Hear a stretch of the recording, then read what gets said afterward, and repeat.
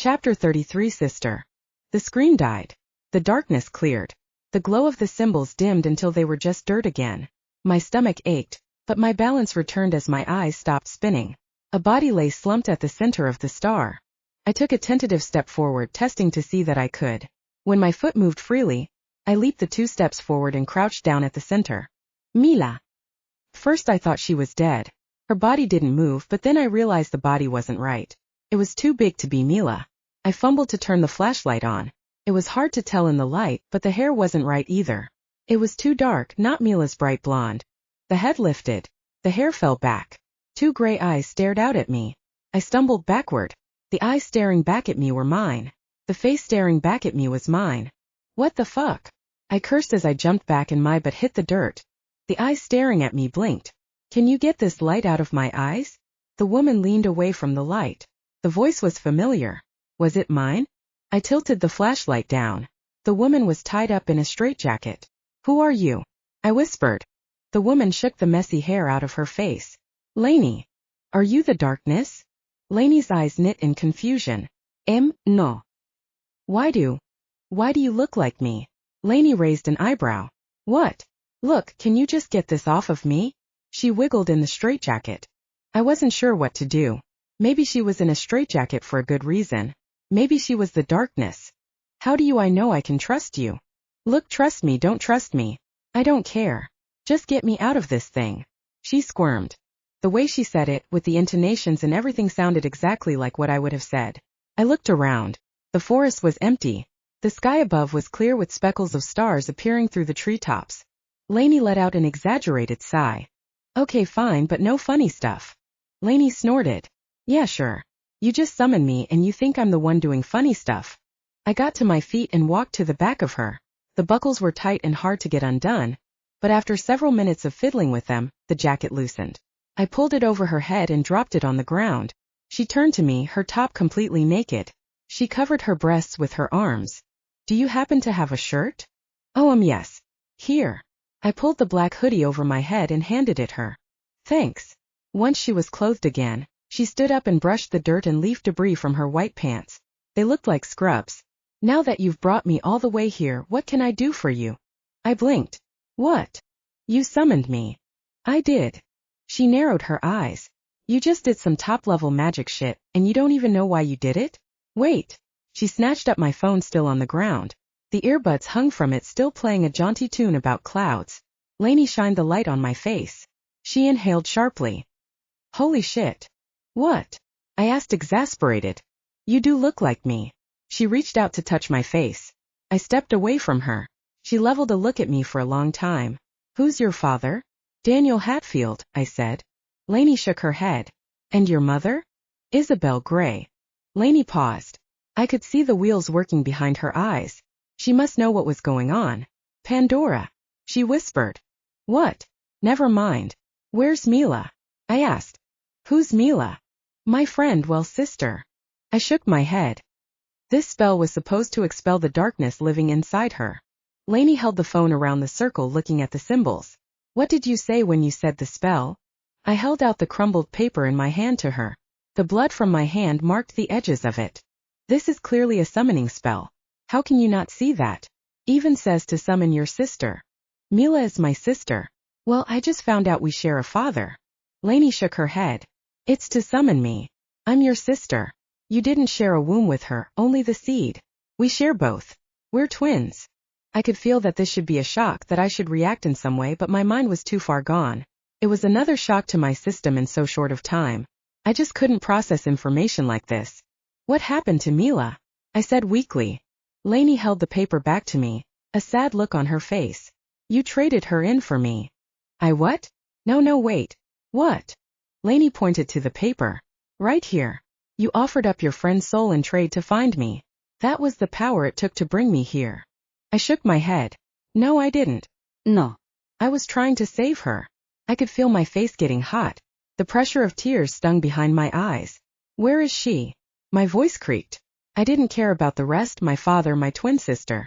But Mila? I cared about Mila. She mattered. Lanie shook her head sadly. She's dead. Well, worse actually. She doesn't exist anymore. Her soul was used as power. It's neither dead nor alive. It's just gone. I crumbled to the ground. I held my knees to my chest. Remy, I shouted. Remy, I begged. Remy, Lanie questioned. She looked around. Like Remy? Tall, dark and full of trouble, Remy. She stooped lowly and covered my mouth. My hot tears ran down her hand. Don't speak his name. Is he the one who got you to do this spell? I nodded slightly beneath her hand. Mother. She swore. Look, don't trust Remy. Not a single word he says. He's a self-interested bastard. If you're going to blame someone for your friend's death, blame him. You've been set up. He's working with Isabel. I pulled away from her hand. It must be a mistake, I said, but my heart sank. He was the only one I could trust, but I knew it all felt too easy. Now I felt like I was unraveling at the seams. I was nothing. No, how could I have done this? How could I be so weak? Lanie was pulling me up to my feet. Come on. We need to get somewhere safe. Do you have a house or something? An apartment, I answered hoarsely. Okay, let's go. Lanie pulled me after her out of the forest. My footfalls felt numb and heavy as my mind whirred.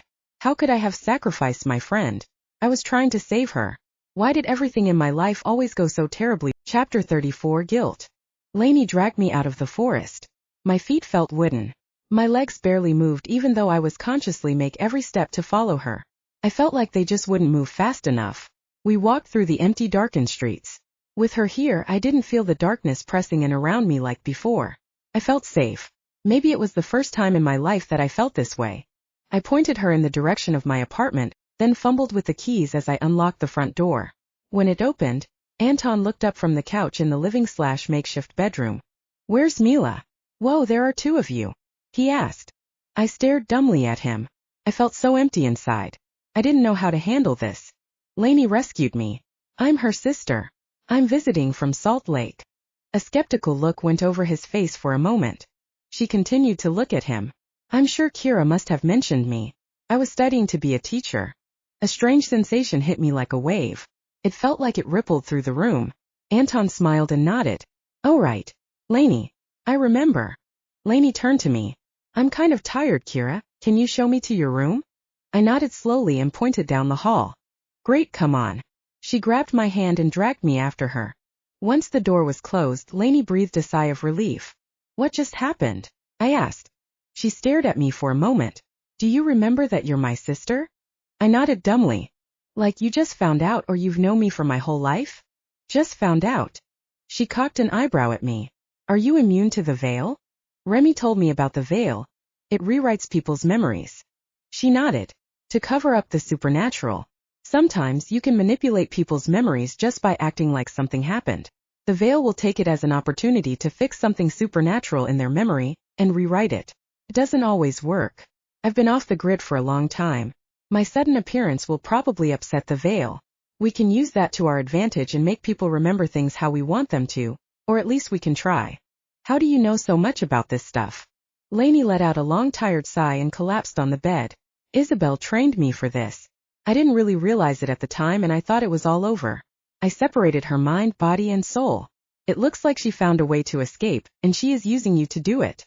I looked over at her laying on the bed in my hoodie. You were in a psych ward. Lanie laid hard eyes on me. Yeah, sort of. So you're crazy, I said. If I'm crazy, what are you? I blinkte her. I was crazy. All of this was crazy. What else could this be? I pushed on. There was one more thing I needed to know. Why didn't you come get me sooner? She shook her head. I didn't know about you.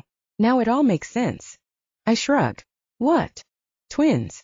There is a ritual Isabel did and I think she wants to steal our power. It's why she always pushed me to increase mine. By her hiding you from me, I wouldn't be able to mess up her plans. On the night of our 15th birthday, I found she was preparing me for a sacrifice. I was glad I was ready. I thought back to 6 years ago when I turned 15. We turned 15. Shortly after that, Mom was committed to the insane asylum. Wait, you did all this when you were 14? Lanie nodded. My training started young. People with magic usually get killed off for their power by other creatures. We're delicious snacks for them. I think that our mother did something to channel all of your power to me to keep you safe, because I feel nothing coming off of you. You feel like you have less of a spark than normal humans. I wasn't sure how that was supposed to make me feel. Maybe I truly was worthless. Like I truly was nothing. Hey now. Don't cry. I don't cry. I brushed her hand away. She shrugged. Okay, cry baby. I think that was supposed to cheer me up, but it didn't. I felt even worse. And I was the one that killed Mila. That thought crushed me. Tears flooded my eyes. I bit my lip to keep myself from sobbing. Lanie reached over and tried to pat me on the shoulder, but it seemed hard for her. It was like she wasn't sure how to react to a person crying. Hell, for that matter, I didn't know how to react with myself crying. I stood abruptly and went to the bathroom. Lanie let me go. I stood in the mirror. My eyes were starting to swell. I had big blotches of red forming on my cheeks and neck. I needed to pull myself together. There was nothing I could do about Mila now. I had ruined it all. First the darkness, then me. It was my fault and I needed to own that. Fresh tears welled in my eyes. I didn't know how to get over it. Remy, I whispered. Please tell me it's not true. Nothing happened. The lights didn't dim. The shadows didn't coalesce. I was left alone in the bathroom staring at my pathetic self. How could I have so easily been duped? Remy, please. I begged. A shadow covered my hand. I could see just the fingertips. I'm sorry. Remy's husky voice whispered in my ear. Why? My hoarse voice asked, but he was gone. The shadows vanished and I was on my own again. Gray eyes appeared in the mirror beside me. The way Lanie's face looked exactly like mine was unnerving. Her hair fell the same way. Her eyes blinked the same. Even most of her mannerisms were similar. I didn't spend that much time looking at myself, but even I could see that much. The more I stared, the more I realized that we were exactly the same. Even down to the freckles I refused to see. I leaned closer in the mirror. She had the exact same ones in the exact same spots. Are you okay? Lanie asked. I nodded as I pulled back from the mirror. I don't know how I would be okay, but fake it until you make it, right? I plastered on a smile that looked like a grimace. Lanie frowned. She definitely didn't believe me. She caught sight of the black spiral on my arm. What's this? I got it the first time Mila died. I quickly told her the story of the last week or so, including the trip to my father's house, my visit to Mother, and the spell Mother had me do. I left out the parts about Remy rescuing me. I had a feeling she wouldn't much like that. She already distrusted him. Lanie's frown deepened with each leg of my story. As I recounted it, I realized how many mistakes I had made. My blind trust in the people around me had led me to make a terrible decision. The guilt weighed on me. When I finished, Lanie didn't say anything. We had moved to the bed sometime during the course of the story. She sat cross-legged looking at me, but without seeing me as she was deep in thought. Finally she said, "Don't be too hard on yourself. You made the best decisions you could based on the information you had. If I had been put in that position, I may have done the same thing. So what do we do now?" I asked. We? I don't think so.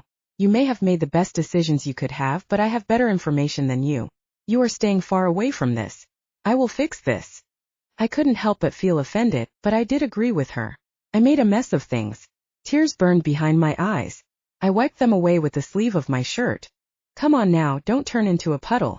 Would you want you on your team in this situation? I shook my head. Right, so let me figure this out. Actually, there is something you can do to help me. What's that? I asked. Let me stay here. You keep going to work and I'll see if I can straighten this out. Can you get Mila back? She looked at me with so much doubt as she said, I'll see what I can do. My heart sank. Mila was gone for good and it was all my fault. So is that a deal? She asked. I nodded. I didn't feel like I was really helping, but if there was anyone I could trust, I felt like Lanie was probably my best bet. She was my twin after all. She reached down and pulled Mila's bag onto the bed. I have one more question for you. She unzipped the bag. Where did these come from? She asked as she pulled 2 baby blankets out from the bag. I shook my head. I had them stored in my stuff at my dad's house. Well, I thought he was my dad. It's my baby blankets. I scrunched my brow. I had 2 baby blankets. That was sort of weird, wasn't it? Did you bring this when you summoned me? I shook my head again. So Mila did. Wasn't Mila the darkness? I nodded. Wait, was she helping me summon you? Why would she? That is a very good question. Why would the darkness be helping you summon me? Her face drew down in a very deep frown. And Remy was in on it. Isabel must be the darkness. A hole grew deep in my heart. Lanie was so good at piecing these bits together. It had all been right in front of me, but I couldn't see past my feelings. I still couldn't seem to accept it though. Every part of me wanted her to be wrong, but both Dark Mila and Remy had set me up. Chapter 35 Book I stood at the checkout counter moving mechanically. This job required no thought, which was good because my mind was zipping through countless scenarios where I could have saved Mila's life. It always came down to two things. I trusted too easily and I wasn't brave enough. I wished I could be like my sister. She seemed so confident and so knowledgeable. I needed to learn from her so nothing like this happened again. I was the last one in the store again. I hated working last shift, but I had no choice. Came with a little pay bump. I stepped out into the night air.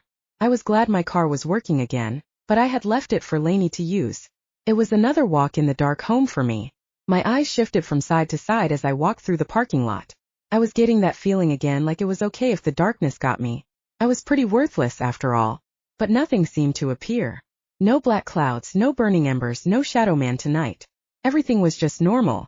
It was almost like all this craziness had never happened. Maybe I just imagined it all.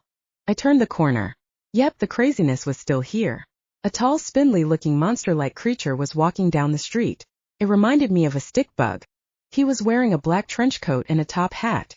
I kept my eyes on the sidewalk as he passed by. Why couldn't all this just be a nightmare and I could go back to living my sad little life with my best friend? I shook my head.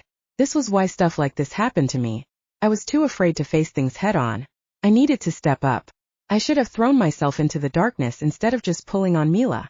I should have just ran right into it instead of crying out to Remy all those times. I had to be better. I had to be stronger. This was my time. Remy, I said curtly into the night. Behind my words I pictured him appearing, willing him into existence. The act of picturing something seemed familiar. Had I done that recently? The shadow of a man faded in and out a few feet before me. It was like he was fighting his summons. Remy, I said sharply. I pressed more visualization behind my words.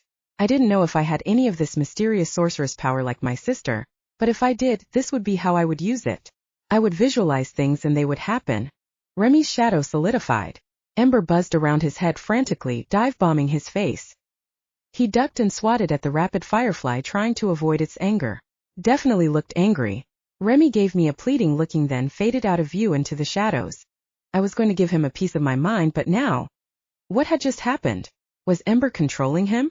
I thought back to the last encounter in the forest. Ember didn't want him talking to me. Maybe he was being manipulated. That small sliver lightened my heavy heart a little. Maybe he didn't mean to betray me. Maybe he didn't have a choice. Still, letting me kill my friend was a heavy price to pay. Remy, I said curtly again. Nothing happened. I decided I could still be mad at him. But I didn't know if I could hate him the way Lanie seemed to. It also didn't mean I had to trust him either. But I didn't have to hate him, and that was something. My thoughts had gotten me so busy I was surprised when I reached the front door of my apartment. Pushed it open. Anton was staring vacantly at the TV from the sofa. Hey, I said as I walked in. He grunted something that was meant as a greeting, I think. I started forward down the hall. Hey, wait. Have you seen Mila? He called. I froze. I had been waiting for this. I just needed to say something the veil could work with. I think she said something about meeting up with her dad.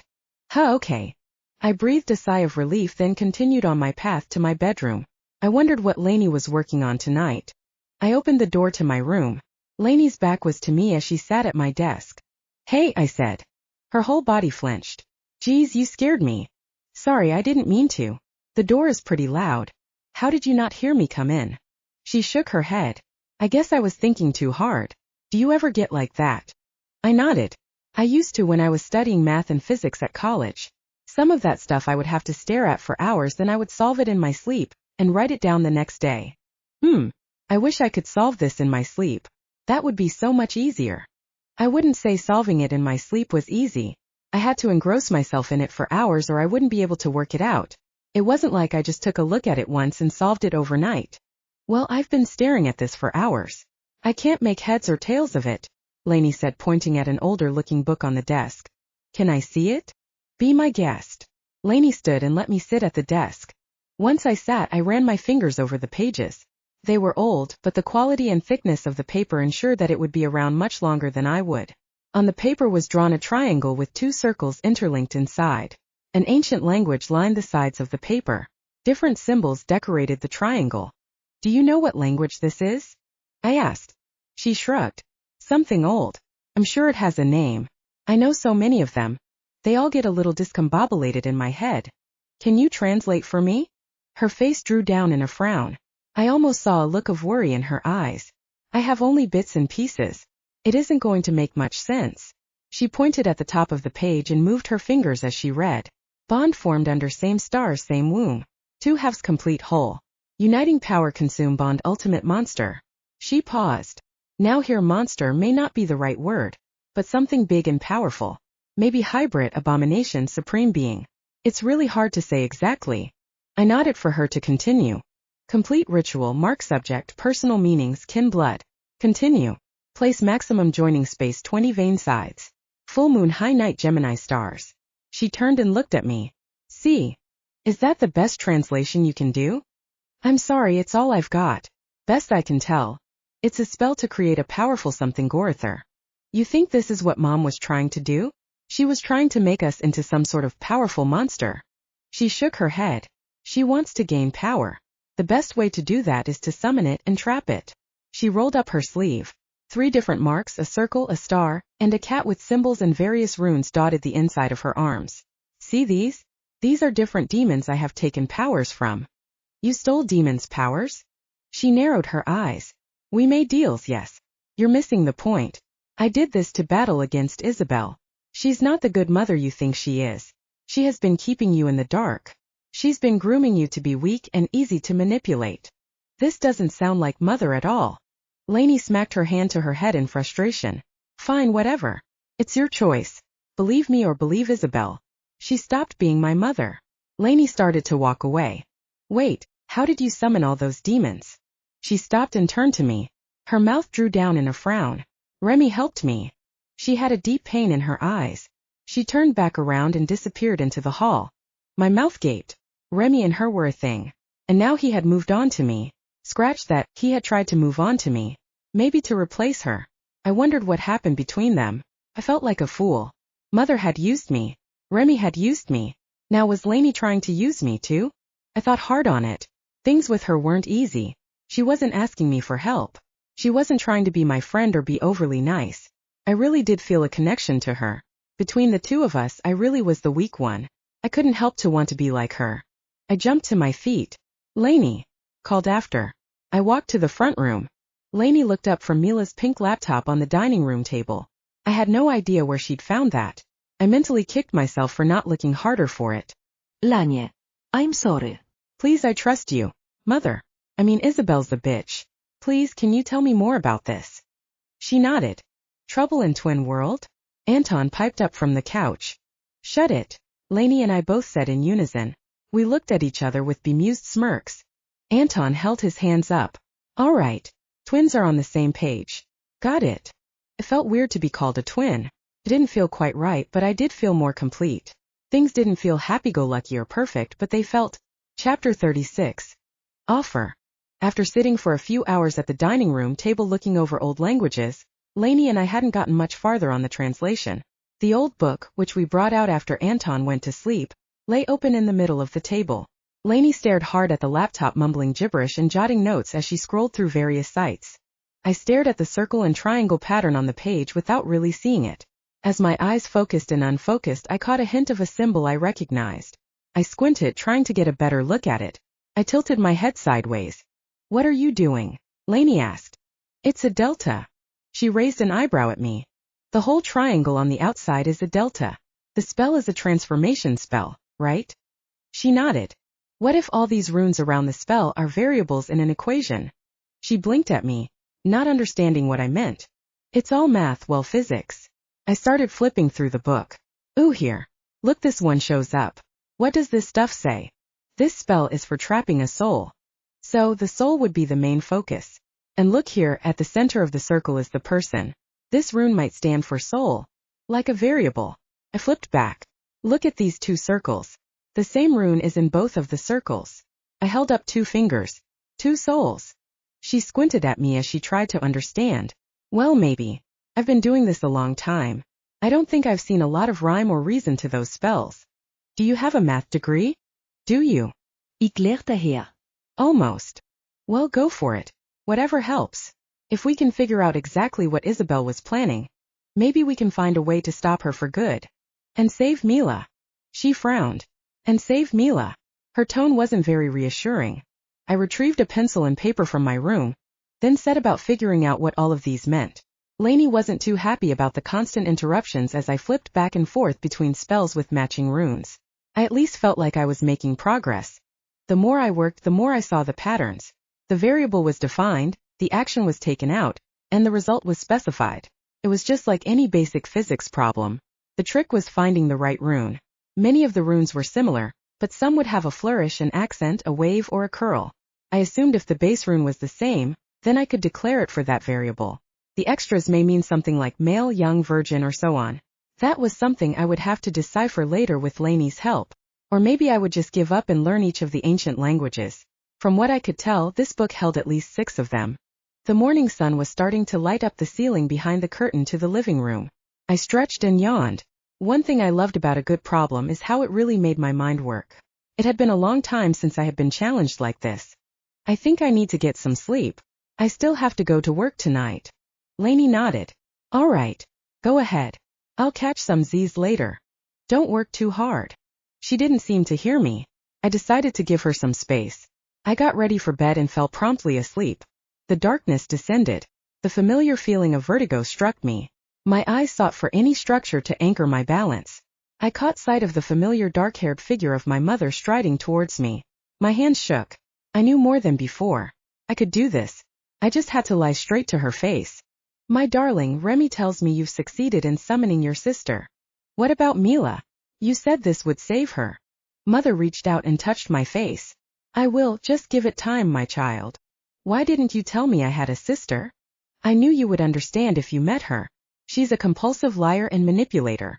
My eyebrows knit together. I know you don't believe me now, but give it time. You'll see. She's only using you to get to me. Do you really think it uses an entire soul just to teleport? My face fell. What? Souls are very powerful.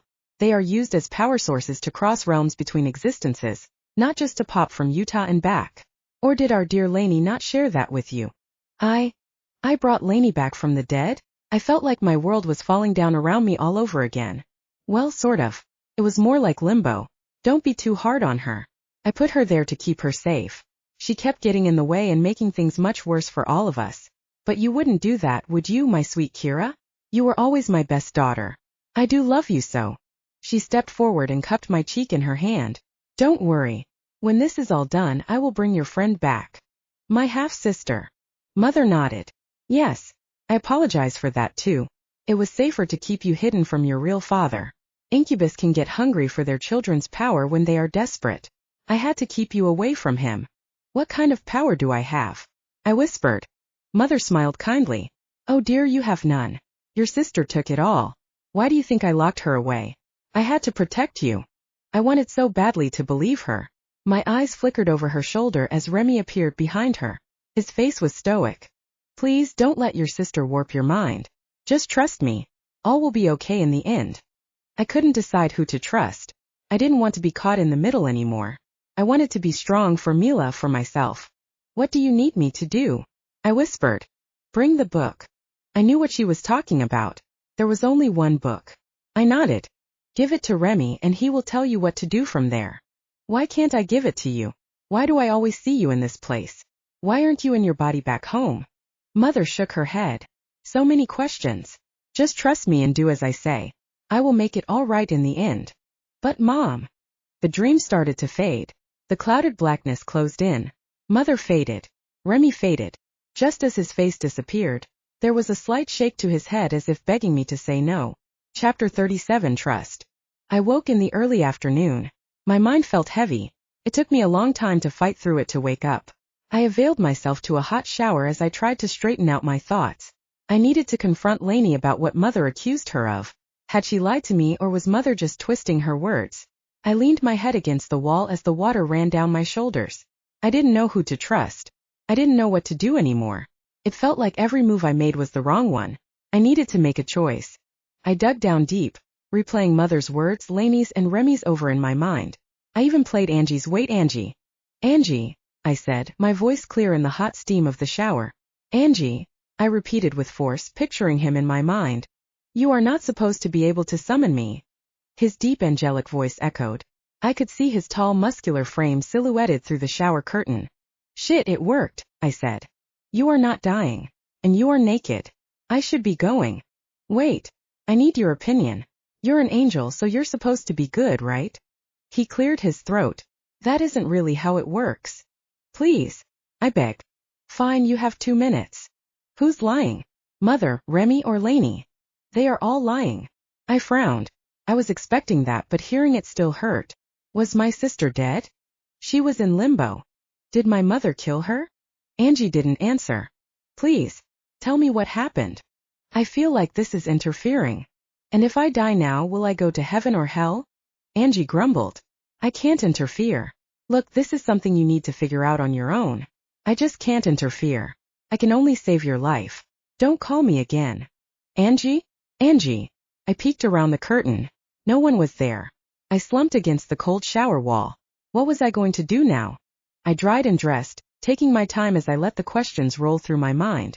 I had to pick a side. I had to try and find the truth. I walked down the hall. Lanie still sat at the table. Anton was gone. Did you stay up all night? She shook her head absently. I took a nap at some point, but I don't want to stop trying. I toasted myself an English muffin, then sat across from her at the table. I spread the melting butter across its surface as I formed questions in my head. Where did I summon you from? She looked up from the laptop. Her eyes were tired but clear. I was dead. So when you said I traded Mila for you, you meant her life? Lanie nodded. Did Mother kill you? She twisted her lips. It's complicated. But in a sense, yes. Why? I told you. She was going to sacrifice me to gain power. She was obsessed with it. What did you do to her? I separated her mind, soul, and body. I nodded slowly. What did she do to you? A deep frown set in her face, which was my face. I could see a fear settle in her eyes. She tried to sacrifice me. My soul was separated from my body and mind. I wasn't completely dead, but I wasn't alive. My mind and soul were in limbo, but my body was stuck in Utah in a mental institution. So you were crazy? She leveled a look at me. Are you crazy? I fear I might be. Me too, she said with a sigh. I made a decision. I saw Mom last night. Lanie leaned forward. Really? She wants the book. She told me not to trust you. She said you took all my power. She scoffed. I took all your power? I don't need your power. I can get my own. She waved her exposed forearm to me. Isabel took your power. Maybe she siphoned it to me, but I didn't take it. I'd give it back to you if I could. She said she'd bring Mila back. Lanie's face drew down in a sad frown. Mila can't come back. That's a straight-up lie. So you can't bring her back? I stood abruptly. The chair scraped against the floor as the silence grew between us. She stared at me. After a long moment she shook her head. It's impossible. The soul is destroyed. But she said she can bring her back. My voice started to come out squeaky as my anger and fear rose. Lanie stood. Look, I'm sorry she promised that, but you're going to find out right and quick. Isabel is a liar and manipulator. She said the same about you. Her voice turned heated. You know what? Trust whoever you want. I don't have time to convince you one way or the other. I shared my story, now it's up to you to decide. She turned and left. The door shut with a sense of finality. I was left standing and steaming at the dining table. I still didn't know who to trust. More questions rolled through my mind. I was hoping my interrogation would settle it one way or the other, but I still felt lost. I still felt frozen with indecision. I looked down at the table with the pink laptop and the open book. Lanie had left the book even after I said Mother wanted it. Was she stupid? Definitely not. Maybe this was her show of good faith. Maybe this was her putting trust in me. That responsibility felt like a heavy burden. The last person to trust me was Mila. And look what happened to her? I gritted my teeth. I had to do it. I had to make a choice. I had to be responsible, strong, decisive. I had to be better. I reached down and grabbed Chapter 38 6 years ago. Lanie. I stood in front of my summoning circle. This was my third one, but my first one solo. I looked around at the runes. I had no idea what they meant, but I knew they would work. Around the circle I set up this demon's favorite things. It was the best way to convince the demon to come. This one seemed to like Doritos, bunny ears, and chocolate pudding. I'm not sure what that was all about, but I didn't make the rules. I raised my arms before me like I was praising the Lord, which I thought was sort of funny since I was definitely not doing that. Irma, destroyer of worlds. I summon you. I beg your appearance. I offer you a trade. I beseech you, please grant me an audience. The wind whipped through the scraggly pine trees. It was the best nexus point I could find given my options in Utah. I didn't dare go near the big one, there was way too much witchery going over there. The runes glowed green as the circle ignited. It transferred a little bit of my power in trade for the demon's appearance. A summoning from hell didn't require much energy. Not like one from a farther realm like death or another universe. That dealt in soul power, which was not the kind of juice I had handy. The air twisted and turned, then shimmered. A large dark furry creature materialized from the warped space-time. It had long ears pointed like a cat, sharp claws, long fangs, and a large hulking muscular body. It stood breathing heavily. I waited patiently as Irma looked around at the objects. She bent down and snatched up the Doritos with one claw and the pudding with the other. Her spade-like tail wrapped around the ears and set them on her head in front of her actual ears. You rang, she hissed. I have a trade to offer you, I said. I'm listening. I will pay passage for you to stay in this world in trade for your power. I request a lifetime of service of your power. In trade, you will be released into this world upon my death. Irma tilted her head. The bunny ears flopped to the side as she thought. I accept, she purred. I held my hands out, my fingertips spread out with my palms exposed. Irma matched my pose with her long claws sticking out above my hand. The orange dust from the chips and the chocolate from the pudding still smeared the points. I, Elena of the Grey House, accept the power from Irma, Destroyer of Worlds, I said. I, Irma, Destroyer of Worlds, freely give my power to Elena of the Grey House. Irma hissed. Power glimmered and glistened on the end of Irma's black hair. The wind rose whipping my dark blonde hair about my face. I bind you to my flesh, I shouted over the howling wind. Wait. No. Irma screeched. You're a succubus. A lifetime will be ages. She pulled her claws back, intending to take a swipe at me. I jumped back to avoid the slice. Remy, I shouted as I dropped down into a somersault. Remy appeared just outside the vortex of wind with his hands in his jeans pockets. He stood watching me as I ducked and dived out of Irma's reach around the summoning circle. I tripped, stumbling across the circle. Irma's claw caught my face, slashing me deep down my cheek. I fell to my knees. Remy blinked in, scooped me up and blinked me outside the vortex. The wind expanded to include me again, giving us more room to fight. Irma came for me again. This isn't a fair fight, little girl. You can't have a demon doing your bidding. I think it's quite fair, I said, breathing hard as I twisted away from another swipe of claws. I ducked down between her legs and popped up the other side. I climbed the hairy back until I hung around her shoulders. The bunny ears flopped from side to side as Irma tried to reach me with her claws. I pulled out my silver dagger and cut the monster's throat. Black blood spurted across the circle. The wind caught it and sent it spinning out where it splattered trees and other plant life. Irma screamed. She disintegrated into particles that swarmed into my dagger. I could feel the energy pulsating within it. I landed on my feet as Irma was consumed. The wind and the glowing green died around me. Remy still stood there with his arms crossed. That was close. I know you had me. I don't like babysitting, you know. Aren't you just doing your job? I don't take orders from Isabel. I shrugged. But you still have to protect me. It's not my time yet. He narrowed his eyes at me. If I were you, I'd be careful what Mommy Dearest is gearing up to do. It was my turn to cross my arms. And what is that supposed to mean? I can't interfere. I rolled my eyes. You always say that. Can you at least give me a ride home? Remy raised his eyebrow at me and shook his head. He vanished. Bastard, I cursed. Fine. I don't need you anyways. I snatched up my bag and climbed into my blue Ford truck. Well, I guess it wasn't really mine, like legally. I was only 14 and didn't have a permit, but it wasn't like the rules had ever applied to me. I started the engine, then began the long trek back home. A nice little farmhouse just outside of Salt Lake City. As I bounced along, my mind wandered to my homework. It was almost the end of the school year for normal kids, but my schooling never ended. At least I didn't have to learn anything stupid like math. No, my classes were much more practical. I had 2 different instructors for physical training, one for martial arts and the other for acrobatics. The combination had made me pretty lethal. Unfortunately, my homework was in neither of those. Instead, Mother had instructed that I be able to read the major words of the next spell we were doing in Aramaic, or at least that was what I guessed the language was. It wasn't really my forte. I wasn't into the intellectual stuff. I remembered what I could, but it was like I just couldn't hold on to that information, like my brain just didn't work that way, like I was missing a piece that other people had. I tapped the playlist on my phone that started reciting words in Aramaic and in English. I repeated after each one, trying to get them to stick. I hoped Mother would be in a good mood when I got home, because I was not getting an A on this homework. Chapter 39, Pandora. I could feel the power crawling inside me. It crept beneath my skin like small worms creeping and searching for an escape. I pictured my skin like an iron shell of armor keeping them in. It calmed the movement but increased my squeamishness. I burst open through front door of our house. It was a small 2-bedroom rental that backed up to a large forest. A forest that just happened to include the biggest nexus point on land in the United States. That was not actually a coincidence, as I was instantly reminded when my knees banged into the couch. I went flipping forward over it and landed square on my ass in the middle of the living room.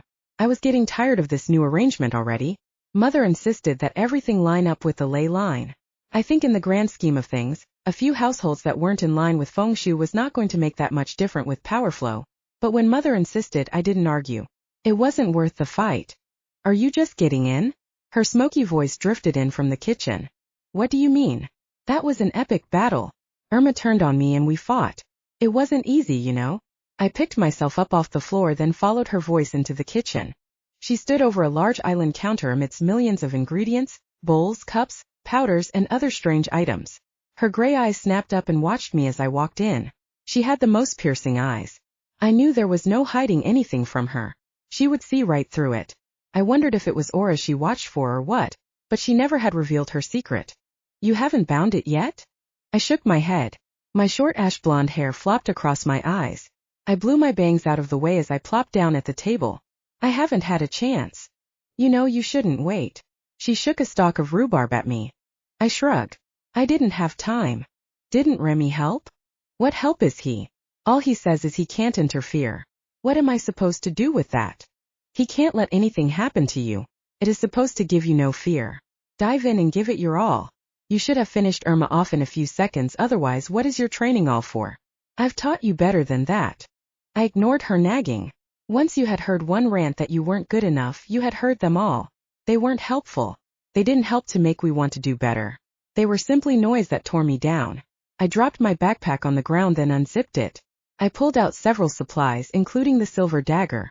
I unscrewed the hilt of the dagger, which exposed a spherical set of extremely sharp needle points. Mother stepped around the kitchen counter and set a short glass jar on the table. The black liquid sloshed up the sides, then drained down in thick streams. Use this one. It's fresh. Fresh what? I asked. She turned, her gray eyes sharp as she eyed me. I knew she was contemplating telling me, which meant I wouldn't like the answer. Never mind, I said. She continued back to her task. I wasn't sure whether it was cooking or spellcasting, but she seemed fairly busy with it. I pulled my right sleeve back and exposed my inner forearm. I already had 2 other marks there, one a circle, the other a square with runes and other symbols in them. I cleaned a bare area with rubbing alcohol, then applied a bit of ointment. I twisted off the lid to the ink. I could smell the musky metallic scent of it. It was some creature's blood mixed with metal to help the tattoo settle. I dipped the needles in the ink, then stabbed myself in the arm repeatedly. It hurt at first, but my mind took over. I really did love this part. My creative self finally got a chance to play. It wasn't a large tattoo, and it needed to contain all the right pieces to keep the power contained and calm under my skin. But other than that, the design was up to me. It was one of the first times I ever had a chance to express myself through a solid medium. Sure, I was creative when it came to fighting with my dipping and diving to make it seem like a dance, but this was pure art. I lost myself in the process. Before long, Mother's smoky voice broke the silence. Aren't you finished yet? Don't play with it. Just get it done. Almost. I finished up the edges of the tattoo. When I pulled the dagger away, I had a beautiful black cat looking back at me. The tail wrapped around my arm and the eyes held the symbol of its binding. The other runes were hidden in its fur. It truly was a work of art. Mother scoffed behind me as she looked over the table. That is such a waste of ink. Why can't you just make it simple? It's not like it will work any better. I stayed silent as I admired my new tattoo.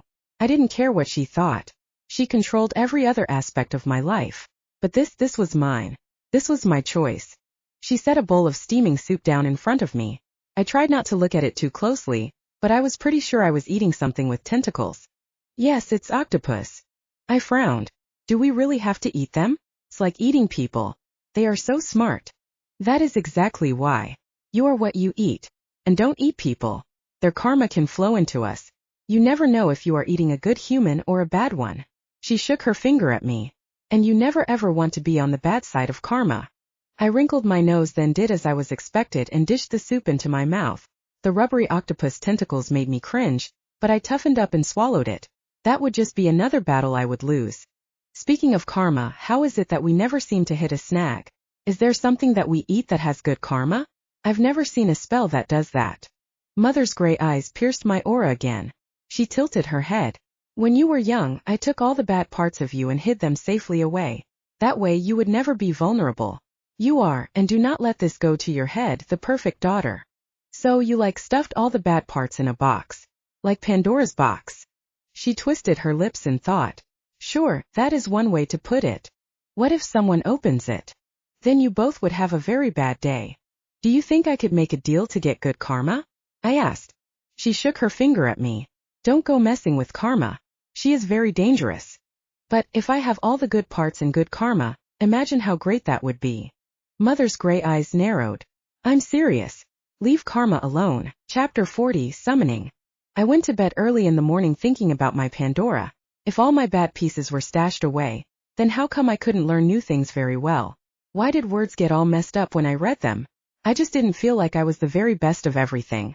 That must prove I had bad luck. That got me thinking. Wouldn't the best version of me, the perfect daughter, as Mother had said, be even better if I had good karma? All the good things would happen to me, and then I would really be able to impress her. I'd never get another one of those condescending speeches about how I could do better.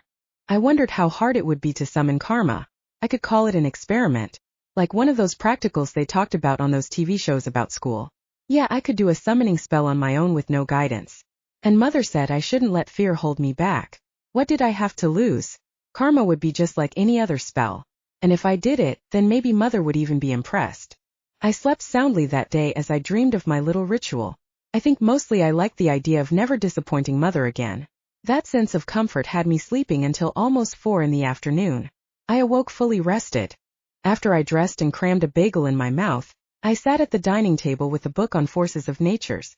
I pored through the open pages. There were the 4 seasons: death, time, age, gravity, fate, light, sound, each of the elements, love, hate, and so many more. Finally I found Karma. The drawn picture of her was beautiful. She had dark hair and deeply tanned skin, although her eyes were drawn hard. I hoped they weren't actually like that. The summoning spell looked pretty easy. I translated the items I would need to attract her. It seemed she liked things like gold, thread, milk, incense, mirrors, and the blood of an innocent. I knew we had all of that on hand. Mother had been stockpiling items for the last few months like crazy. I gathered the items and headed back out to the nexus point I'd used to summon Irma. It would be far enough away from home to keep Mother out of my business. She was busy setting up something on the main nexus point. I knew if I stuck around I'd end up getting volunteered for something. What are you doing? The sudden male voice made me jump in my seat and swerve the truck a little to the left. I straightened the wheel quickly as I tried to push my heart back down out of my throat. Why, hello Remy. You scared the crap out of me, I said. What are you doing? Why do you care? Isn't your motto, I can't interfere? I may not be able to interfere, but I'm still curious. Your mother didn't give you any summoning tasks, and yet you seem to be headed out to do another summoning. I shrugged. So, who or what are you summoning? It feels like you're checking up on me. Are you reporting all of this back to Mother? Remy remained silent. What about not interfering? Isn't telling Mother what I am up to interfering? He still didn't answer. Get out. Get out. Get out. Get out. My voice got higher with each iteration. I started to swerve the truck as I shook my other fist at him. Remy just sat there. He didn't even hold on to the door. I righted the steering wheel again as I huffed out a breath. Are you actually going to tattle on me? No, he said. If you do, it is kind of like meddling. I could tattle on you to your superiors. I'm not going to. There was an awkward silence between us for a long time. Why are you still here? I asked. You seem lonely. I quirked an eyebrow at him. I'm not depressed. I said lonely. I turned my eyes back to the road. Was I lonely? I mean, I was always alone. I didn't much care for people's company. I did feel the emptiness inside of me, but it wasn't like I felt like I could fill that with people. More like I just felt like I was missing pieces I shouldn't be. Like being smart or being able to read well. I wouldn't really call that lonely. I glansde over at Remy. His eyes were on the road ahead of us. He wore his too big leather jacket and a pair of black jeans on his skinny teenage frame. Maybe it was him that was lonely and he was just projecting on me. I frowned and concentrated on the road. It didn't matter either way. I couldn't do anything about it, and worrying about my guardian demon wasn't going to get anyone anywhere. I put my mind to the task of what I would say to summon karma. I finally pulled up to the forested area where the nexus point was. I grabbed my backpack and threw it over my shoulder as I climbed out of the truck. Remy joined me at distance as I trekked deeper into the woods back to the same nexus point I was at the day before. The trees grew denser as I walked. Eventually I came upon a circle of pines. It was only a crossover of 2 lines, so the nexus point was fairly weak. I hoped I had brought enough offerings to overcome that. It had worked for Irma, but she was just a low-level demon, not a force of nature. I entered the circle of trees. The previous summoning circle I had drawn in the dirt was still mostly visible, but some critters had stirred up the lines a bit. I squatted down and stuck my hands in the soil. Clear, I whispered. I released a little bit of energy into the dirt, just enough to vibrate the area and shift the soil flat again. It reminded me of a fancy etch-a-sketch. I grabbed up the same stick I had used yesterday, then began drawing my new summoning circle from the notes I took from the book. As I worked, Remy stood leaning against a tree with his arms folded across his chest. I could feel his eyes on me as I worked. It was strange for him to hang around. Usually he just popped in, saved me, then got the fuck out. He always used the standard line of, "I can't interfere," to avoid all my questions. But even though it was a little strange, I was kind of grateful for the company. Once I finished the circle, I started pulling the items out of my bag. I scattered them around the points of the circle. "Why are you summoning karma?" Remy asked. I ignored him. I couldn't tell if he had guessed from the items I was lying down, or had peeked at my notes across the circle. But it didn't matter. I didn't need him to summon karma. He stepped into the circle. "Seriously, she's not one to mess with. What do you want with her?"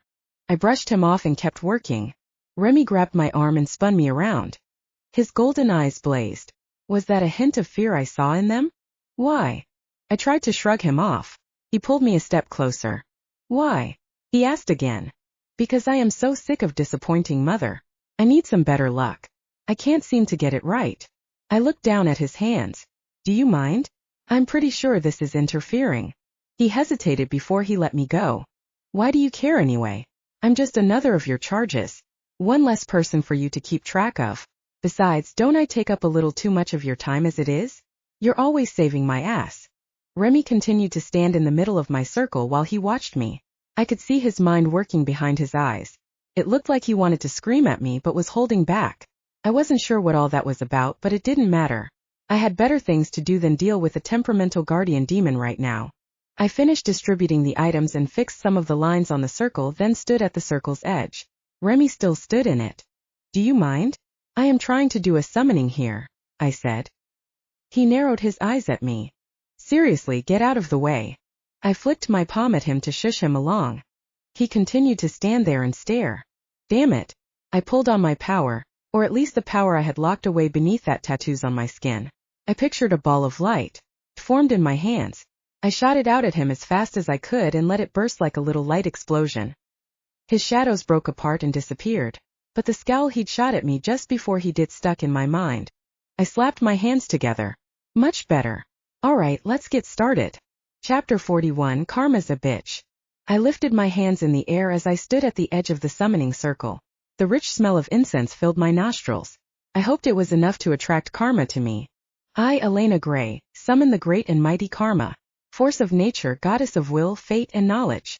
I offer up these items in trade for a blessed karma upon me. Please, I beseech you, grant me your presence. As I spoke, I leaked power into my words.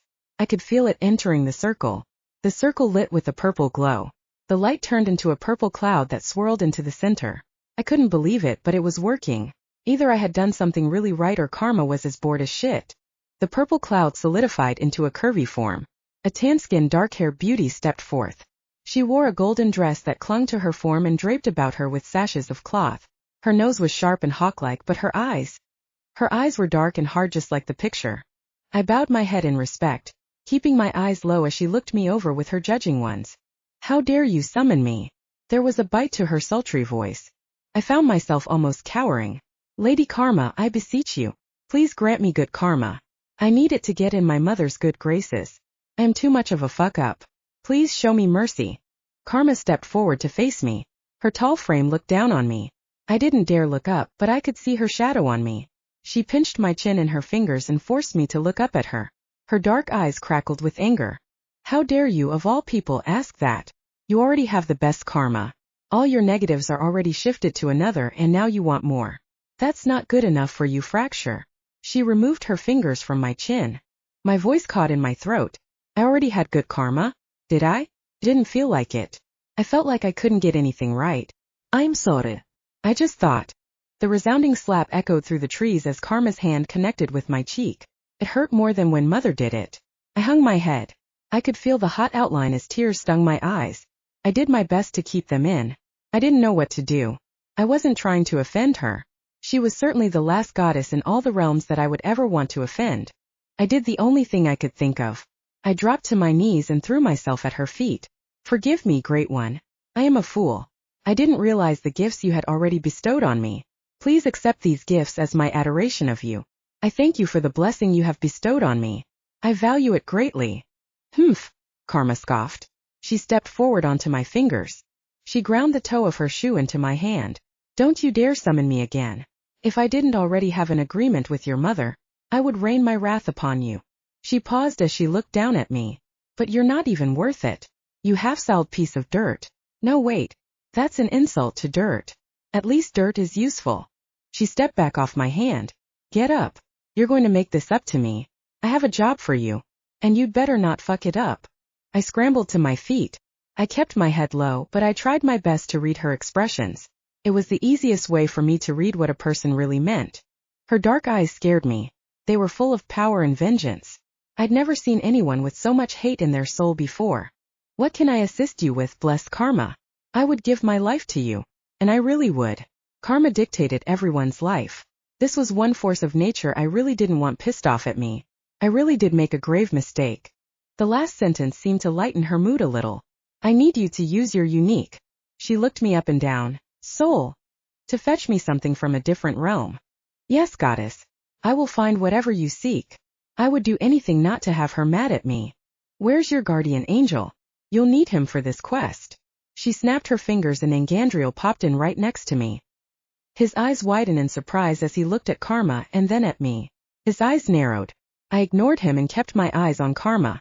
Angel, take her to the sunrise realm. Bring me the Aurora sword.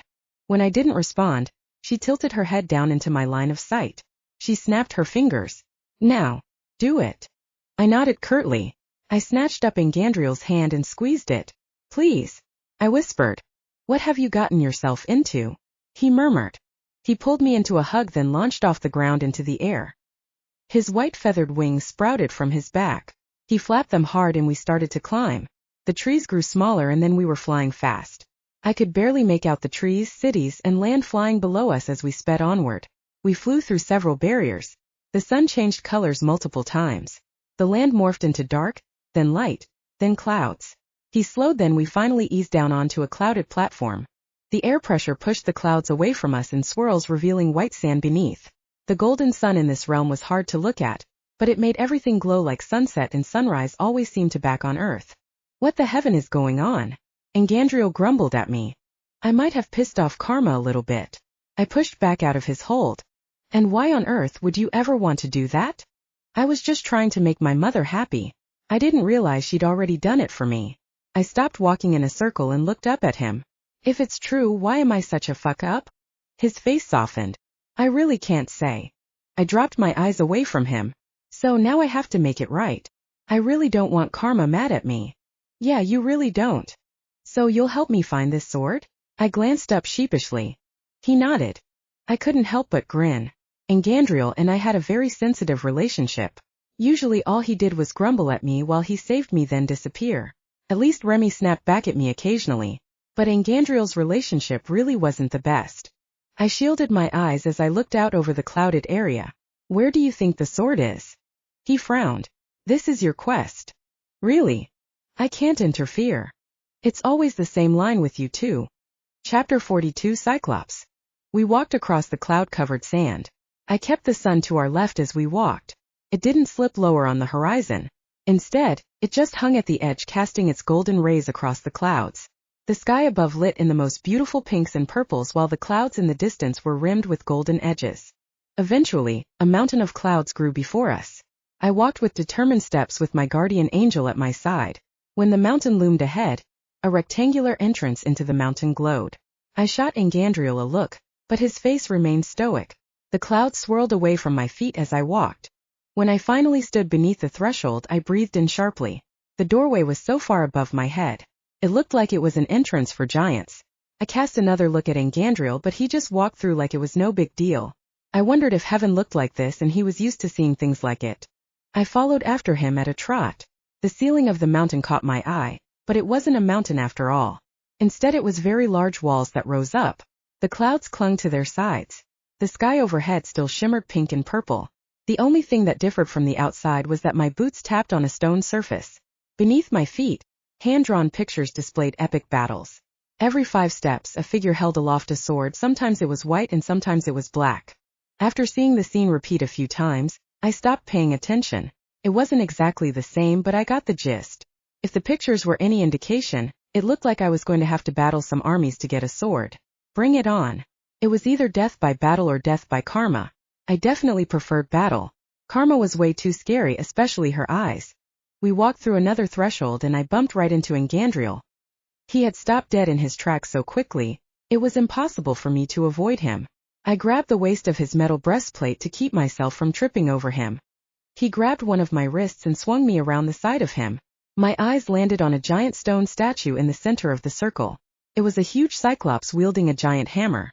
I take it that thing is going to come to life and I need to kill it? I asked. That's a good guess. With what? I looked around. The walls didn't seem to have anything useful on them. Unless clouds were useful. I looked down at my jeans and boots. I had a knife, but it was small. I doubted I would be able to do any actual damage. I looked towards the gigantic stone statue. In front of it was a very small pedestal. I started to walk forward towards it, but Engandriel grabbed my arm. Wait, he said. It could be dangerous. No, shit. I shook his grip off and continued my progress towards the middle of the circular arena. I slowed as I approached the white stone pedestal. Upon it lay a slingshot and an open bag of small white stones. I looked up at the giant stone statue. It was at least 50 feet tall. It stood holding a giant square hammer between its feet. The head of the hammers was as large as a car. The monster's single large eye was lidded shut. My hand hovered above the slingshot. This was probably going to be a bad idea, but if these were some sort of trials then I'd have no choice. It was either this or karma. And karma was a bitch. My hand closed around the slingshot. As soon as it did, the lid on the cyclops opened. He remained the same grayish stone color as before, but now his hands tightened on the grip of his hammer. I snatched up the bag of rocks and started stepping back. His hammer rose as he sighted me. He swung it down to the side in my direction. I jumped back. The air rushed past me, almost threatening to knock me off my feet. I couldn't keep from yelping as I recovered. I closed my eyes for a moment. No fear. I had to be fearless. I danced backward, putting more distance between me and the giant as he rose the giant hammer up and at me for a second time. I stuffed the bag in the pocket of my hoodie and loaded a stone in the slingshot. Luckily I had experience with most weapons, but before I could shoot I was jumping back from the third swing. I tried again, but again the cyclops was too fast. Engandriel! Distract him! The angel took to the sky at my command. He flew around his head like a gnat. The cyclops began swinging the hammer at him instead. I lined up the shot and let the stone fly. Pinged off the hammer. I tried again. Anytime now. Engandriel shouted as he dodged a swipe of the giant's hammer. I let the stone fly. This time it hit its mark right in the middle of the eye. The cyclops dropped his hammer and grabbed his eye. The hammer landed with a thud on the ground. It sent vibrations through the arena and sand in the air around my feet. I watched as it wiped at its eye over and over. It blinked several times, then slowly bent down and picked up the hammer. Wait, why didn't that work? Wasn't that all I had to do? Just stab it in the eye and be done with it? It charged towards me, but I was so busy trying to think of another way to kill it. I was too slow to move. Strong arms wrapped around my middle and yanked me into the air. It knocked the breath out of me for a moment, but gave me time to think. I fished the small knife out of my pocket and handed it to Engandriel. Here, stab him in the eye with this. His wings flapped through the air as we dodged another swipe of the giant's hammer. You're not asking for much, are you? He huffed. He deposited me on my feet behind the giant, then quickly flew off. The giant turned to swing at him. I lined up another shot and let it fly. It hit true again. The giant dropped his hammer and held his eye again. Engandriel flew in close. The giant wiped at his eye and blinked, then flung his hand at the angel like he was swatting at a fly. All I could do was watch harmlessly at the sidelines. I tried pelting a few of the stones at the rest of him, but they just pinged off him harmlessly. This wasn't working. What was I supposed to do then? I looked around. The only other thing in the room was the hammer, but it was the size of a crane. I ran for it. My hand touched the stone handle. It was bigger around than my leg. I put both hands around it and pulled. This was insane. But it moved. It moved easily like it was made of air. The Cyclops reached down for the stone hammer. I hung on to the end of the handle as he lifted it. My legs flailed. He shook it, then flung me to the side. I flew through the air and tucked into a ball. I hit the dirt, doing several somersaults until I finally hit the wall. I sprang to my feet. I could feel the bruises on my shoulders and elbows but ignored them. I had to keep fighting. I could do this. Pop him in the eye, then smash him with his own weapon. It was insane but doable. Engandriel flew towards me while the giant prepared another swing. I waved at him frantically to go away. He gave me a sour look but flew off. He continued to distract the swings away from me. I crept in as close as I dared. I lined up the shot and hit him in the eye again just as he was about to land a blow. The hammer fell from his hand as he held his eye. I darted towards it and picked it up in both hands. It was like holding a plastic toy full of air. I lifted the hammer up. It towered way over my head. I aimed for the giant's knee and swung. The hammer hit hard. I could feel the vibrations all the way through my body. I brought the hammer back. Cracks had formed from the impact, but it wasn't enough to break it. The Cyclops had recovered and reached down for his hammer again. I scurried out of the way.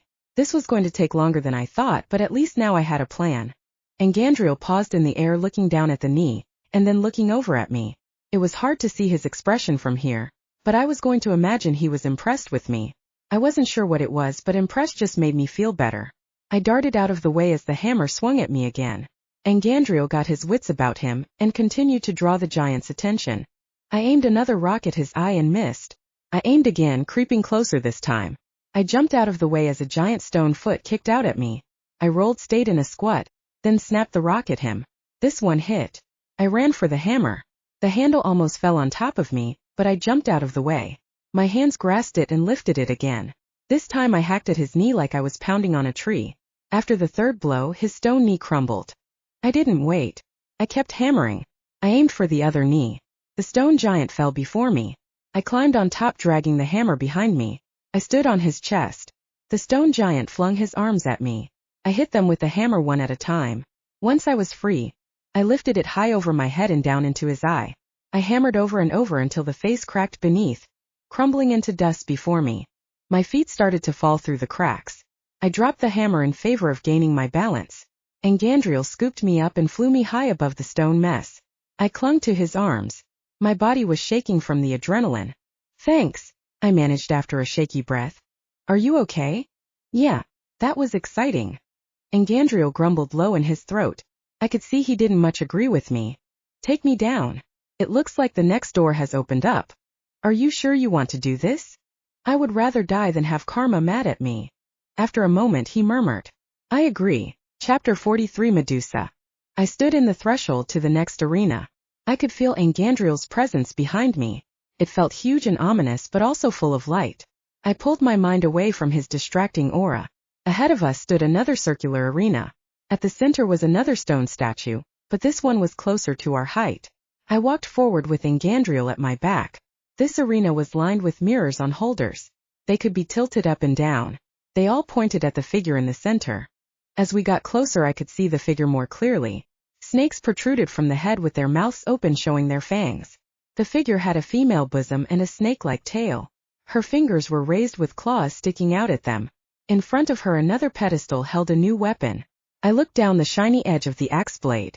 I remembered the stories of Medusa from Greek mythology. Don't look directly at her or you turn to stone and cut off her head to kill her. This was going to be fun. I grabbed the axe and ran to the side. I looked in the mirror back at the snaky bitch. She sprang to life. Instead of staying stone like the last monster, her snakes turned black and her body turned green. She hissed and slithered towards me. and Gandriel took to the sky. In the reflection I saw her shoot snakes up at him. I hoped he was okay, but I needed to watch out for myself. She slithered towards me incredible fast.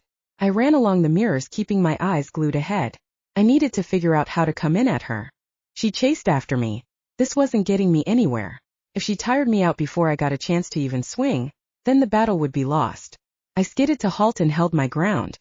I kept my eyes on the mirror as she approached. I raised my axe and swung, but I wasn't practiced at using depth perception in a mirror. My blade missed and cut a few of her snakes off. Their heads flew. As they did, giant snakes grew out of them. When they landed, I was looking at 2 10-foot-tall snakes in the mirror. I took off. That was bad. That was very bad. The snakes chased me as the Medusa look-alike cackled. I hoped they couldn't turn me into stone. I gritted my teeth and spun. I whipped the axe around at the nearest one chasing me. I looked it right into its red eyes. I didn't turn to stone, and it almost looked surprised as I split in 2 down the middle. The other snake snapped at me, but I danced out of the way. I brought the axe around, but it dodged. It went in for another strike, but Gandriel was there, pulling me up into the air. I let go of the breath I was holding in. That was a little too close. Don't you ever have a plan before you just go running into things? He asked. He dodged a snake projectile flying at us. Shut it. I killed the last monster, didn't I? He readjusted me in his arms so he could reach into his pocket and hand me back my knife. With my free hand I slid it into my pocket. The axe I carried in my other hand hung over his shoulder. I was doing my best to keep it from cutting off his wings. As much as I got the sense that he didn't like me, I reveled being saved by him. There was something in his presence that made my insides kind of jump. He was well built for a 15-year-old, and I assumed all that jumpiness was just my hormones when I was pressed against his hard body.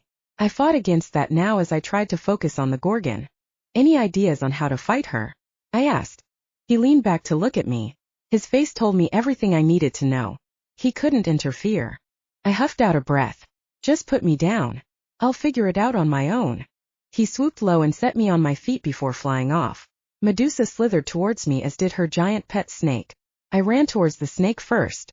I at least had a fair chance of taking it out before they teamed up on me. I sprang into the air and did a flip to avoid the lunge I knew it would take. I swung the axe out as I flipped over the top of it, slicing into its black scaly skin. Dark blood spilled out where its back split open. It tottered forward before falling in a pile. I looked in the mirrors at the snake bitch. She was headed for me. I needed to be careful not to make any more snakes. I had to be precise. Running from her and then spinning hadn't worked. How could I get in behind her? I darted behind the mirrors. She followed after. I couldn't see her in the mirrors anymore, but I could hear her slither across the ground. I slipped between the mirrors, once more doubling back. Just as she poked her head out, I slashed down with the axe. It caught her tail. Her cry pierced the air. I pulled the axe back, looking at her through the nearest mirror. The skin healed, but as it did it stretched. The Gorgon grew larger. She was 20 feet tall now. The mirrors all tilted to include her new height. I stumbled back away from the snake woman. That wasn't good. Not at all. I got my feet back under control, then turned to run. Obviously, attacking her up close wasn't working. I ran across to the other side, keeping her in the view of the mirror straight ahead of me. She started slithering towards me. I could still see her shooting snakes off at Gandriel. I had one more idea up my sleeve. I held the axe out and started to spin. I went round and around like an ice skater. I watched her in the mirror and tried to time it right. I let go of the axe just as I came around to her. The axe flung through the air straight at her. She put her claws up to stop it, but the axe went straight through, cutting off both her hands and her neck. Her body toppled to the ground, followed by her head. From the mirror I saw the snakes break loose and come straight for me. They grew in size until there were a dozen 10-foot-tall snakes. More grew up behind them where the snake projectiles had landed. 20 more of them started towards me. I didn't know what to do. I spun to face them, then I froze. My hand gripped my little silver dagger. I would have to fight, that's all I could do. Just before the first snake reached me, Gandriel flew in from behind them. He gripped the shiny axe in both hands as pumped his white wings towards me. Snake heads flew in every direction as the axe separated them from their bodies. Black blood spurted up in geysers as he passed until he was scooping me up in his arms again. He held me with one arm as my arms clung to his neck. I didn't realize how scared I was until now. Gratitude filled me, but I would never tell him that. We flew above the arena. The remaining snakes looked up at us. Gandriel pushed the weapon into my hands, then spun me around to face them. He held me out in front. I hefted the axe up in both hands and hacked at their stupid snake heads as we flew by. In just a few minutes, all of the snakes were dead. He set me back on the ground. I righted my shirt, which seemed to have 2 giant holes near the shoulders. I didn't realize how close that first snake had gotten. Both of us were spattered with dark bits of blood. I couldn't seem to level my eyes at him. "Thanks," I muttered, still looking at the ground. "It's my job," he said.